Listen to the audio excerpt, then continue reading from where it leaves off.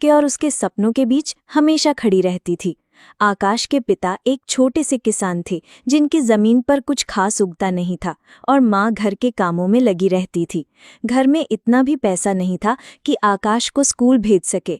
वो बस गांव के दूसरे बच्चों को स्कूल जाते देखता और मन ही मन आहें भरता। उसकी सबसे बड़ी चाहत थी पढ़ना और कुछ बनना। एक दिन जब आकाश अपनी पुरानी किताबों के पन्ने पलट रहा था तो उसकी नज़र एक अजीब सी पेंसिल पर पड़ी। ये पेंसिल किसी आम पेंसिल जैसी नहीं थी। ये थोड़ी मोटी, गहरे भूरे रंग की थी और उस पर कुछ अनजाने अक्षर खुदे हुए थे। ये पेंसिल उसे एक पुरानी अटारी में मिली थी जहां वो अपनी टूटी हुई पतंग ढूंढ रहा था। उसने सोचा, ये कैसी पेंसिल है, मैंने पहले कभी ऐसी पेंसिल नहीं देखी। जिज्ञासावश उसने उस पेंसिल को उठाया और अपने पुराने रजिस्टर के एक खाली पन्ने पर कुछ बनाने लगा। वो अक्सर अपने मनपसंद चित्र बनाता था, कभी उड़ते हुए पक्षी, कभी हरे भरे खेत और कभी अपने सपनों का स्कूल। आज उसने एक सेब का चित्र बनाया। जैसे ही उसने चित्र पूरा किया, उसे अपनी आंखों पर विश्वास नहीं हुआ। वो कागज पर बना सेब असली सेब में बदल गया। उसकी आंखें फटी रह गई। उसने जल्दी से उस सेब को उठाया और सूंघा। वो बिल्कुल असली था, ताज़ा और मीठा। आकाश ने एक और चित्र बनाया, एक गिलास पानी का, और फिर से वही चमत्कार हुआ। पानी का ग्लास कागज से निकलकर उसके सामने आ गया। आकाश को समझ आ गया कि ये कोई साधारण पेंसिल नहीं है, ये एक जादुई पेंसिल है। उसकी खुशी का ठिकाना न रहा। उसे लगा जैसे उसके सारे सपने अब पूरे हो सकते हैं। उसने इस पेंसिल के बारे में किसी को नहीं बताया, क्योंकि उसे डर था कि कहीं कोई उससे ये पेंसिल छीन ना ले। अगले कुछ दिनों तक आकाश ने पेंसिल का इस्तेमाल छोटी छोटी चीजें बनाने के लिए किया। उसने अपने लिए नए कपड़े बनाए, अपनी माँ के लिए कुछ गहने और अपने पिता के लिए अच्छे औजार। उसने अपने घर में जो भी कमी थी उसे पूरा कर लिया। अब उनका घर पहले से कहीं बेहतर दिख रहा था। उसके माता पिता हैरान थे, पर आकाश ने उन्हें समझाया कि उसे पुराने बक्से में कुछ चीजें मिली थी और उसने उन्हें ठीक कर लिया है। वे भी खुश थे, पर उन्हें इस जादू का कोई अंदाजा नहीं था। एक दिन गांव में एक भयानक सूखा पड़ गया। नदियां सूख गईं, खेत बंजर हो गए और जानवरों को पानी मिलना मुश्किल हो गया। लोग परेशान थे। गांव के मुखिया ने कई उपाय किए, पर कुछ भी काम नहीं आया। आकाश ने देखा कि लोग कितनी मुश्किल में हैं। उसने सोचा, मेरी पेंसिल क्या केवल मेरे लिए है? क्या मैं इसका उपयोग गांव की मदद के लिए नहीं कर सकता? उसने रात में चुपके से पेंसिल निकाली और एक बड़े कागज पर बादलों का चित्र बनाना शुरू किया। वो जानता था कि ये एक बड़ी चुनौती है, पर उसने अपना पूरा ध्यान लगा दिया। उसने बादलों को इतना घना और विशाल बनाया कि वो पूरे आसमान को ढक लें। जब उसने आखिरी रेखा खींची तो अचानक हवा चलने लगी और दूर से गर्जना सुनाई दी। कुछ ही देर में आसमान काले बादलों से घिर गया और मूसलाधार बारिश होने लगी। गांव के लोग बारिश देखकर खुशी से झूम उठे। उन्होंने कभी नहीं सोचा था कि इतनी जल्दी बारिश आएगी। खेत फिर से हरे भरे हो गए, नदियां भर गई और जीवन वापस आ गया। लोगों ने भगवान का शुक्रिया अदा किया, पर उन्हें नहीं पता था कि ये सब आकाश की जादुई पेंसिल का कमाल था। बारिश के बाद आकाश ने एक और समस्या देखी। गांव में स्कूल नहीं था, बच्चे पढ़ाई से वंचित थे। आकाश को अपना सपना याद आया। उसने फैसला किया कि वो अपने लिए नहीं, बल्कि पूरे गांव के लिए एक स्कूल बनाएगा। वो एक बड़े मैदान में जाकर स्कूल का नक्शा बनाना शुरू किया। उसने एक बड़ा सुंदर स्कूल बनाया जिसमें कई कमरे थे, एक बड़ा पुस्तकालय था और एक खेल का मैदान भी था। उसने पेंसिल से ईंटें, सीमेंट, लकड़ी और अन्य सभी जरूरी सामान बनाया। दिन रात मेहनत करके उसने एक शानदार स्कूल का निर्माण किया। गांव के लोग हैरान थे कि ये स्कूल अचानक कैसे बन गया। आकाश ने उन्हें बताया कि गांव के पुराने बड़े बुजुर्गों ने मिलकर इसका इंतजाम किया है। हालांकि कुछ लोग अभी भी इस पर संदेह कर रहे थे, पर स्कूल के बनने की खुशी में वे सब कुछ भूल गए। स्कूल बनने के बाद सबसे बड़ी चुनौती शिक्षकों की थी। आकाश ने फिर अपनी पेंसिल का सहारा लिया। उसने शिक्षकों के चित्र बनाए, हर विषय के लिए एक शिक्षक। उसने उन्हें इतना कुशल और दयालु बनाया कि वो हर बच्चे को प्यार से पढ़ा सकें, और फिर से वे चित्र असली शिक्षकों में बदल गए। अब गांव में एक सुंदर स्कूल था और कुशल शिक्षक भी थे। बच्चों ने खुशी खुशी स्कूल जाना शुरू कर दिया। आकाश भी अब स्कूल जाता था और खूब मन लगाकर पढ़ता था। वो जानता था कि ये पेंसिल एक अनोखा वरदान है, पर उसे ये भी पता था कि इसका इस्तेमाल केवल अच्छे कामों के लिए ही करना चाहिए। एक दिन गांव में एक बुरा आदमी आया। उसका नाम शंभू था और वो एक लालची व्यापारी था। उसने सुना था कि इस गांव में अजीब तरह की चीजें बन रही हैं और उसे शक था कि कोई माजी की चीज यहाँ है। उसने गांव के लोगों को बेवकूफ बनाने की कोशिश की और उनसे उनकी जमीनें सस्ते दामों पर खरीदने लगा। वो बहुत धूर्त था और लोगों को अपनी बातों में फंसा लेता था। शंभू को जल्द ही आकाश और उसकी जादुई पेंसिल के बारे में पता चल गया। उसने आकाश को लालच दिया और कहा कि वो उसे बहुत सारा पैसा देगा अगर वो उसे ये पेंसिल देबे। आकाश ने मना कर दिया। शंभू बहुत गुस्सा हुआ और उसने पेंसिल छीनने की योजना बनाई। एक रात जब आकाश सो रहा था तो शंभू उसके घर में घुस आया। उसने पेंसिल चुरा ली। अगली सुबह जब आकाश उठा और उसे पेंसिल नहीं मिली तो वो बहुत दुखी हुआ। उसे पता था कि ये शंभू का काम है। शंभू ने पेंसिल लेकर सबसे पहले अपने लिए एक बड़ा महल बनाया। फिर उसने बहुत सारा सोना, चांदी और हीरे जवाहरात बनाए। वो इतना लालची हो गया था कि उसने सोचा कि अब वो दुनिया का सबसे अमीर आदमी बन जाएगा। पर उसकी नीयत खराब थी और जादुई पेंसिल केवल अच्छे इरादों के लिए ही काम करती थी। शंभू ने एक दिन एक बड़ी सेना बनाने की कोशिश की ताकि वो पूरे गांव पर राज कर सके। पर जब उसने सैनिकों का चित्र बनाया तो वे सैनिक जीवित तो हो गए पर वो खिलौने बन गए। वो चल फिर तो सकते थे पर उनमें जान नहीं थी। शंभू घबरा गया। उसे समझ नहीं आया कि ऐसा क्यों हुआ। वो और चीजें बनाने की कोशिश करता पर हर बार कुछ न कुछ गलत हो जाता। वो जो भी बनाता या तो वो अधूरा रहता या अजीब बन जाता या फिर कुछ ही देर में गायब हो जाता। उसने अपने लिए एक सोने का मुकुट बनाया। जैसे ही उसने उसे पहना वो मुकुट लोहे का बन गया और इतना भारी हो गया कि उसका सिर दर्द करने लगा। उसने एक सोने की गाड़ी बनाई पर वो गाड़ी जैसे ही चलने लगी लकड़ी की बन गई और उसके पहिए टूट गए। शंभू को एहसास हुआ कि ये पेंसिल केवल अच्छे मन वाले व्यक्ति के पास ही सही से काम करती है। उसकी लालच और बुराई ने पेंसिल की शक्ति को कम कर दिया था। वो परेशान हो गया और उसने सोचा कि अब वो इस पेंसिल से कुछ भी अच्छा नहीं बना सकता। इधर आकाश को गांव के लोगों से पता चला कि शंभू अजीब अजीब चीजें बना रहा है जो बाद में खराब हो जाती हैं। उसे शक हुआ कि पेंसिल शंभू के पास है और वो उसका गलत इस्तेमाल कर रहा है। एक दिन आकाश ने हिम्मत की और शंभू के महल में गया। उसने देखा कि शंभू परेशान बैठा था और उसके सामने कुछ अजीबोगरीब चीजें पड़ी थीं। आकाश ने शंभू से कहा कि ये पेंसिल केवल अच्छे कामों के लिए है। अगर आप इसका गलत इस्तेमाल करेंगे तो ये काम नहीं करेगी। शंभू पहले तो गुस्सा हुआ पर फिर उसने देखा कि आकाश कितना शांत और सच्चा है। उसे अपनी गलती का एहसास हुआ। उसने पेंसिल आकाश को वापस कर दी और माफी मांगी। उसने कहा, मैं अब समझ गया हूं कि लालच इंसान को अंधा बना देता है। आकाश ने खुशी खुशी पेंसिल वापस ले ली। उसने शंभू को समझाया कि सच्ची खुशी धन दौलत में नहीं बल्कि दूसरों की मदद करने में है। शंभू ने अपनी गलतियों को सुधारने का फैसला किया। उसने अपनी खरीदी हुई जमीनें लोगों को वापस कर दी और गांव की भलाई के लिए काम करने लगा। आकाश ने जादुई पेंसिल का इस्तेमाल गांव की भलाई के लिए जारी रखा। उसने गांव में पानी की व्यवस्था बेहतर की, सड़कें बनाई और गांव को खुशहाल बनाया। उसने कभी भी पेंसिल का इस्तेमाल अपने निजी फायदे के लिए नहीं किया। समय बीतता गया, आकाश बड़ा हुआ और उसने अपनी पढ़ाई पूरी की। वो एक शिक्षक बन गया और उसी स्कूल में पढ़ाने लगा जो उसने खुद बनाया था। उसने जादुई पेंसिल को एक सुरक्षित जगह पर रख दिया पर उसने ये सुनिश्चित किया कि वो पेंसिल कभी भी किसी गलत हाथों में ना पड़े। गांव के लोग हमेशा आकाश को एक नायक मानते थे। वे उसे जादूगर कहते थे जिसने अपने गांव को बदल दिया था। आकाश ने उन्हें सिखाया कि असली जादू किसी पेंसिल में नहीं बल्कि अच्छे दिल, सच्ची नीयत और दूसरों की मदद करने की भावना में होता है। जादुई पेंसिल केवल एक माध्यम थी, असली शक्ति तो आकाश के मन में थी। जादुई मछली। एक गांव में एक मछुआरा रहता, अपनी पत्नी के साथ रहता था। वह मुंह अंधेरे घर से नदी को ओर निकल जाता और वहां जाल डालकर दिन भर मछली पकड़ता था। शाम तक जितनी मछली पकड़ पाता उसे बेचकर प्राप्त पैसों से अपना घर चलाता था। आमदनी अधिक नहीं थी क्योंकि कभी ढेर सारी मछलियां फंसतीं तो कभी बहुत ही कम। जैसे तैसे उसके दिन गुजर रहे थे। इस पर भी वह संतुष्ट था और सुख चैन से अपना जीवन बसर करने की कोशिश करता था। लेकिन उसकी पत्नी लालची किस्म थी। चाहे वह कितने ही पैसे घर लेकर आए वह कभी खुश नहीं होती और उसे उल्हाना दिया करती थी।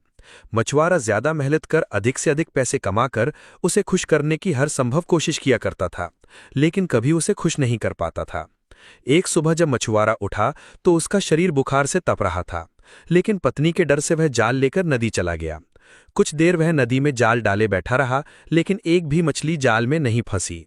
वह खाली हाथ घर लौट आया। उसे खाली हाथ लौटा देख उसकी पत्नी चिल्लाने लगी।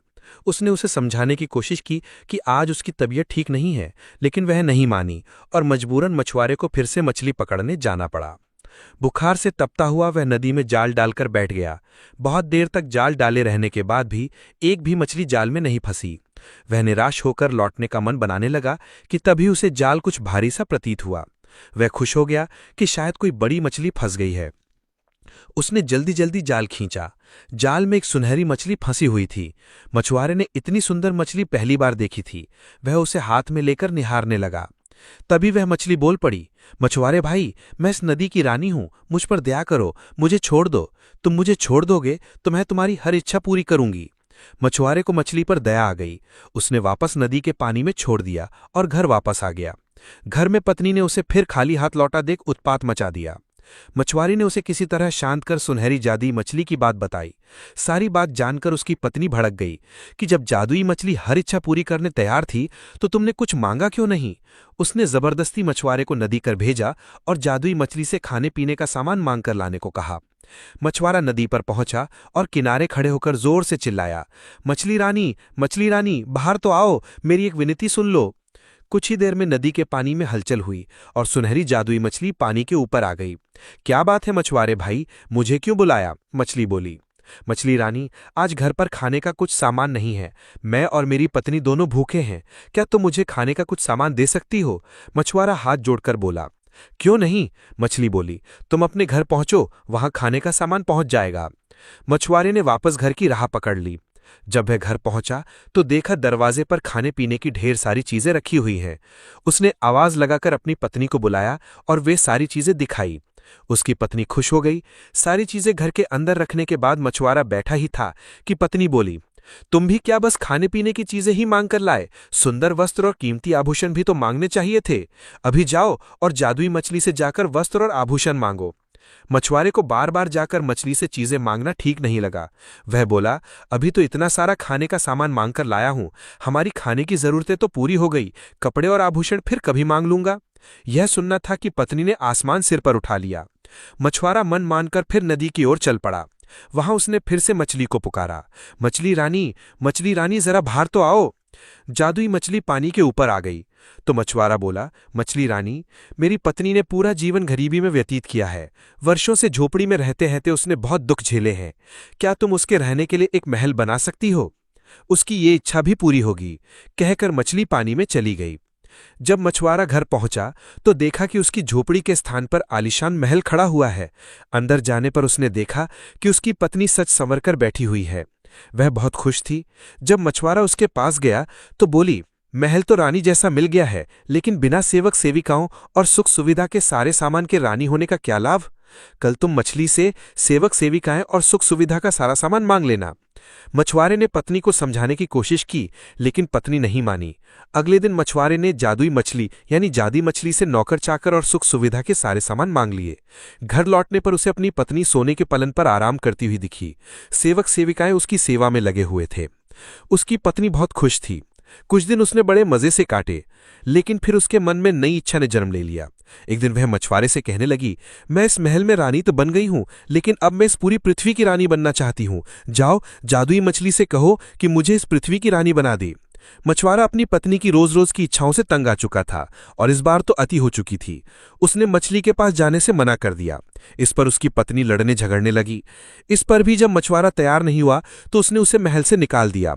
दुखी मछुआरा फिर से नदी पर गया और जादुई मछली को पुकारने लगा, मछली रानी, जरा घाट तो आओ। जादुई मछली तैरकर पानी के ऊपर आ गई और बोली, क्या बात है, अब तुम्हारी पत्नी की क्या इच्छा है? मछुआरा बोला, अब तक मैं हर बार अपनी पत्नी की इच्छा लेकर तुम्हारे पास आया करता था, आज अपनी इच्छा लेकर आया हूं। कहो क्या चाहते हो? मछली बोली, मैं चाहता हूं कि तुमने अब तक हमें जो भी दिया है वैसा वापस ले लो। एक बात मुझे समझ आ गई है कि इच्छाओं का कोई अंत नहीं है। तुम जितना देती रहोगी मेरी पत्नी उतना मांगती रहेगी। वह कभी संतुष्ट नहीं होगी और बिना संतुष्ट हुए वह कभी खुश नहीं रह पाएगी। मछली बोली, तुम्हारी ये इच्छा पूरी हो, और वह पानी में चली गई। मछुआरा जब अपने घर पहुंचा तो महल गायब हो चुका था। उसके स्थान पर उसकी झोपड़ी आ गई थी। अंदर जाने पर उसने फटे पुराने कपड़ों में अपनी पत्नी दिखी। मछुआरे को देख वह रोना पीटना मचाने लगी कि महल, धन दौलत, सेवक सेविकाएं, आभूषण कुछ भी ना रहा। मछुआरे ने उससे कहा कि अपनी आंखों पर पड़ा लोभ का पर्दा हटाओ तो तुम्हें इस गरीबी में भी सुख नजर आएगा। जितना लालच करोगी उतना और लालच बढ़ेगा, इसलिए जीवन में जो है उसमें संतुष्ट रहना सीखो। मैं अपनी मेहनत से जो भी रूखी सूखी लाऊं उसमें खुश रहने को तैयार हो तो मेरे साथ रहो, नहीं तो मैं जान लेकर जा रहा हूं। पत्नी अकेले कैसे रहती, उसे एहसास हुआ कि वह लालच में अंधी हो गई थी। उसने अपने पति को बहुत दुख दिए हैं। वह मछुआरे से क्षमा मांगने लगी। उसके बाद वह जीवन में जो मिला उसमें अपने पति के साथ संतुष्ट रही। सीख यानी मॉरल ऑफ जादुई मछली की कहानी, लालच का कोई अंत नहीं है। जो लालच में अंधा हो जाता है वह जीवन में कभी सुखी नहीं रह सकता। एक समय की बात है, एक शांतिपूर्ण और हरे भरे राज्य में स्वर्णिम नगर नामक एक सुंदर नगर बसा हुआ था। इस नगर में राजा हेमराज और रानी सुमति राज्य करते थे। राजा और रानी का राज्य न्याय और प्रेम पर आधारित था और उनके राज्य में हर कोई खुशहाल था। राजा रानी की एक ही संतान थी, उनकी प्यारी बेटी राजकुमारी अदिति। अदिति न केवल अपनी सुंदरता के लिए प्रसिद्ध थी बल्कि उसकी दया और बुद्धिमत्ता भी अद्वितीय थी। राजकुमारी अदिति का बचपन महल में ही बीता। उसे तरह तरह की कलाओं और विद्या की शिक्षा दी गई थी।